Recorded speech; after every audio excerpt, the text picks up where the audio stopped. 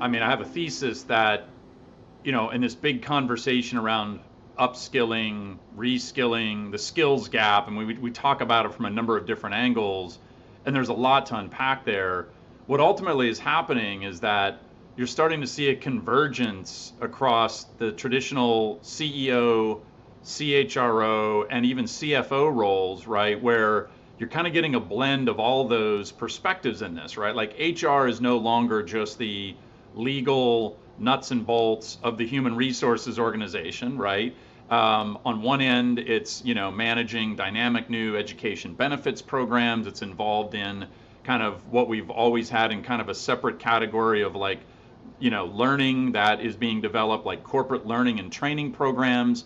I've always thought it was bizarre that those things kind of live in a little bit different world, right? Like you've got employers who are launching education benefits as a retention strategy, right? As a way to, empower employees who don't yet have a college degree to get one.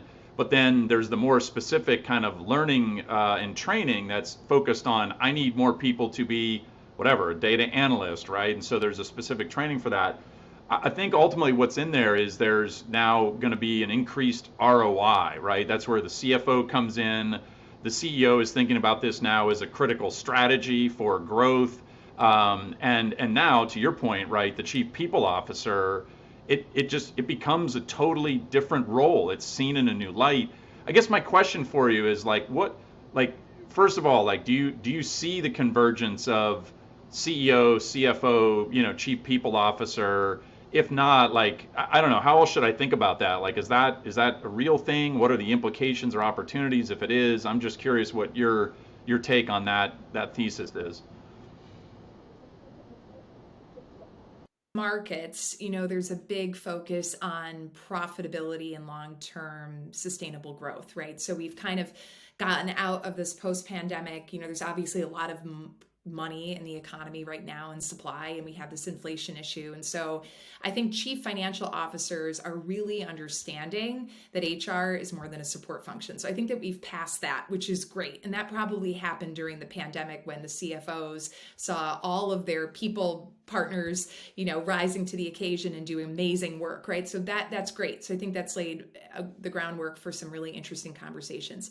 But CFOs definitely want to see a return on investment for all the dollars spent on upskilling talent. So the questions are going to be, well, how are we retaining people really coming out of these really expensive programs that we're deploying? What are we getting out of it? Prove to me, demonstrate to me that this is going to really be a retention tool. Prove to me and demonstrate that if my own team goes through this, it's going to result in their readiness for advancement. So I think that the quantitative elements of showing up and really having a strong business case for making these degrees of investment are really important for CFOs and for CPOs to be ready, or CHROs to be ready to have those conversations with chief financial officers.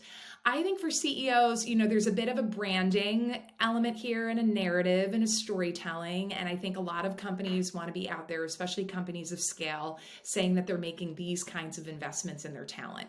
I think wage rate increases can only go so high. I mean, it's amazing to me that, a $15 minimum made national news not that long ago. And now, many companies are paying way well above a $15 starting wage. So as CEOs think about the whole employee package and what we're offering, I think education and upskilling is becoming a segment of the dollars that we're otherwise not spending on compensation. So it needs to go well, like it needs to be a part of the employer brand and proposition. I think for larger scale companies, it's also tied to the impact work where, we have so much unlocked potential for people who either didn't have the opportunity to get a college degree, didn't have, the visibility into courses and things that were available for them to learn and grow. And there will be, not all, but there will definitely be a segment of the frontline population in any company that wants to take advantage of this moment in time to learn and grow on the company's dime. And we need to celebrate that. I mean, I think, Brandon, you all are doing some amazing work with Amazon, and they have this mindset that this should be the greatest job people ever have because it led to something more for them in their lives professionally and financially and all the rest. So I think companies that are doing upskilling at scale, it's fascinating. Massive workforces, hundreds of thousands of people, and really driving the upskilling agenda. I think for smaller companies like a Cotopaxi, significantly smaller that are getting off the ground and trying to figure out the whole L&D training strategy for the organization. There's going to be a lot of belief in learning by doing the work. And I have seen that in other elements of my career where, people get on a great project and they took away some sort of skill that enabled them for the next promotion or like the next opportunity. So I think we're going to see a lot of that too. But I think the trend is excellent. And I think the amount of innovation, I mean, you look at Kaplan and other companies that have designed something to meet the needs right now, is very, very exciting and very encouraging. Yeah, there's still room for a lot of innovation out there. I Yeah. mean, we're at the early stages of that, I believe. So, So, so Grace, that's such a really, really important point about people more and more thinking beyond just the wage that they would make, but asking for actually a lot more out of employers, which is hard actually to meet, but nonetheless the trend we're going towards. We're finding also that a lot of folks make decisions based on the impact the organization is having on the world. We're talking about a mission driven organization. This is why I work at Kaplan. You just mentioned this is why you work where you work. Can you tell us a little bit more about how you foster and sort of nurture that for folks coming into the organization and hoping to see and be part of that? Because it's a bit of that whole mission, and at the same time, you're still, at the end of the day, trying to make sure that your commercial goals are met, right, as a company. It's a great question. So I'll tell a quick story. Last week, I had the honor to represent Cotopaxi at a conference in New York, a summit called the Climate Pledge, which has been spearheaded by Amazon to get, I think, upwards of almost 400 companies, multinationals, have signed on to become, net zero carbon neutral by 2040. Cotopaxi is climate neutral certified. And it's a wonderful thing. We achieved it early on in the company's history.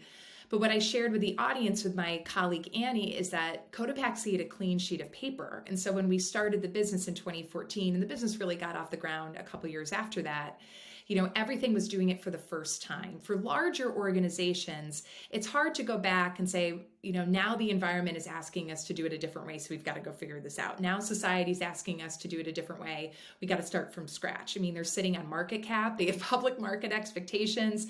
It's tougher, right? And so not to take that for granted that younger companies have this ability to completely redefine the rules and start out fresh.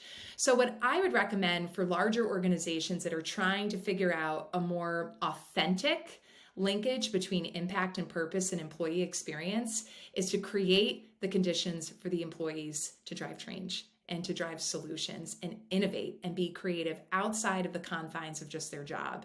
And not all employees will want to participate in these kinds of task forces or innovation circles, but especially this younger generation of employees coming in, there are a lot of ideas on how to do things differently starting right now. And I think creating the conditions for that are powerful. Another thing too, and I was talking to a good friend of mine this morning, is the value of intergenerational solutions within an organization as well. When we talk about DEI, we don't always talk about sort of this baby boomer generation that's still in the workplace and what they can bring with Gen Z and problem solving and solution solving. So using the diversity of the organization, gender, race, sexual orientation and identity and age, and come together and come up with real interesting solutions for the business. Because I think that every company can kind of say, oh, okay, this is our purpose. We have one, but it needs to feel real. And I think that engagement is such a powerful unlock for employees to feel like they can actually contribute to making the company better in the world and to do more good in the world by the next best thing that it does in the marketplace, whether it's a new product launch, a new innovation, something that it's bringing to the world that's setting the conditions for future good. As it retrofits a past that sometimes doesn't meet with the purpose expectations that employees have today in the workplace.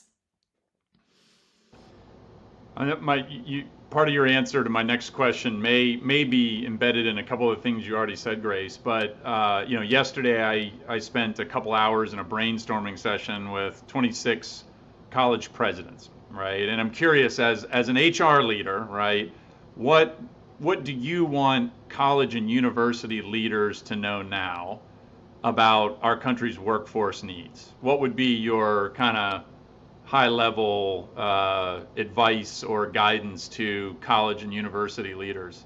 Well, Brandon, don't call me old school, but like, don't discredit the liberal arts that much. I think that we're becoming super specialized, and students feel like they go to school, and if they're not majoring in something super specialized, they're never going to get a job. I will tell you, like, from my own one example, I think having a liberal arts background has really served me well in having a growth mindset and having to learn new disciplines and new skills. So I think, if anything, we need to equip our young leaders to be adaptable and like not only knowing one way.